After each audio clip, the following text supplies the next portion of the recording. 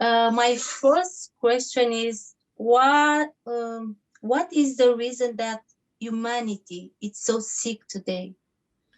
Because humanity is not led by leaders, it's led by special interest in corporations.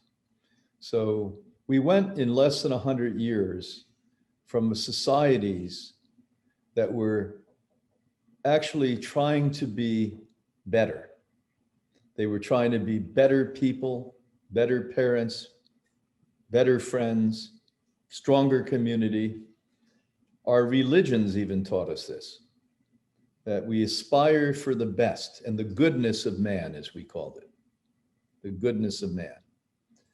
And somewhere about 80 years ago, 90 years ago, corporations like vultures, like birds of prey, saw this innocent humanity that wanted love, and they wanted harmony, and they wanted peace.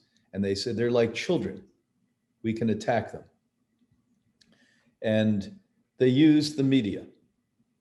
So when I was a little boy, it started with television. And even here in America, where television began, you only had 3 or 4 hours a day in the 1950s, and very little advertisement. And now look at, we have 1,000 channels, 2,000 channels, 24 hours a day. And who sponsors it? Are corporations. So the drug industry, the so-called food industry, has nothing to do with food. Yes. The oil industry, and the chemical industry. And so these people see us as innocent prey, and they've gotten to corrupt your governments. So for a government official to become an authority in Romania, it requires money. And most of these people don't have large sums of money. So they go to these corporations who are, when you're home at night and very tired from working a job that you're not being given much money for, that you may not even like, now you're exhausted, and they sit and they show you the hamburger. And the next commercial, they show you the drug you take after you've eaten the hamburger. Then every once in a while, they show you the vacation you should have in Greece, where you eat hamburgers. So Yeah. why humanity is lost is that we no longer have strong values. We don't know that family is important, that community is important, that love is the most powerful thing that God gave us, that love will destroy and abolish hatred and war. And because of that, we are confused. It's time we awaken.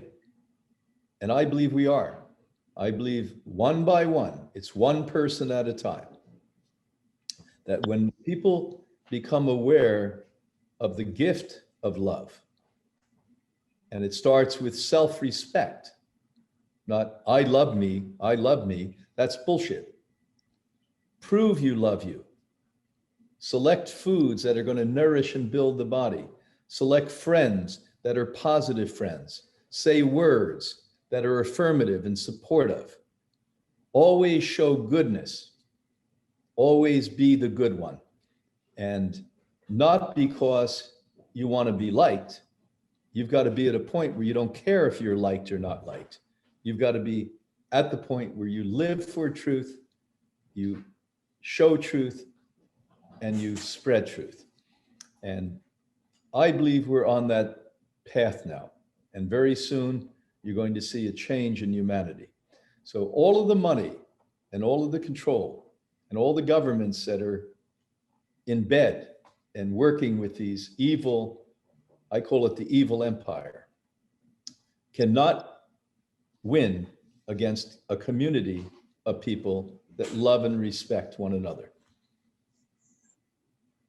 Yes. Now, what you have to understand is that as you've learned when you came here, it's a totally different experience than what you can get on the internet. I mean, It's another world. another there. world. So until you go to another world, it's difficult to know the world can be different. So why we created here at Hippocrates the utopic place, the Garden of Eden, is to show people that it still exists, that it's not all highways and automobiles and planes and high-speed internet. It's not all of that, that there's nature and birds and love and humanity and all of the things that you can dream were in the basic beginning of human beings. And once you come here and you immerse yourself in one of our programs, as you said, in 3 weeks, you abolished your greatest addiction, sugar. And the people out there, they may not know it, but their greatest addiction is sugar. Yes. Even vegans are eating too much sugar. And so that's number one. You also figured out that you were, when you came here, because you're a lovely woman and you did lots of work on yourself, and I commend you. It worked. You did a lot of work. But you really found yourself here on the campus. And there's a difference between doing work and getting better and becoming familiar with that beautiful little girl that you came to this world as being, that along the way was broken. So you pick the pieces up, you put them together, and now you became whole again. But more important than anything else, the community here from all over the world, we have people here this week from Romania, as an example, who now live in the United States. This is a community the way the world's going to look very soon. So come here and learn how to create that community wherever you are in the world. When I was at the Institute, Brian, was for me like heaven. And then when I come back at home, I stayed in the airport for like in hell. I know. When I see people, what they do, what they eat, is like heaven and hell. Isn't it funny? I know. Yes. The airport is the cosmopolitan place of insanity. It's the worst foods, the high speed, the pollution, the lights. Yes, Brian. I spent a lot of my life at airports.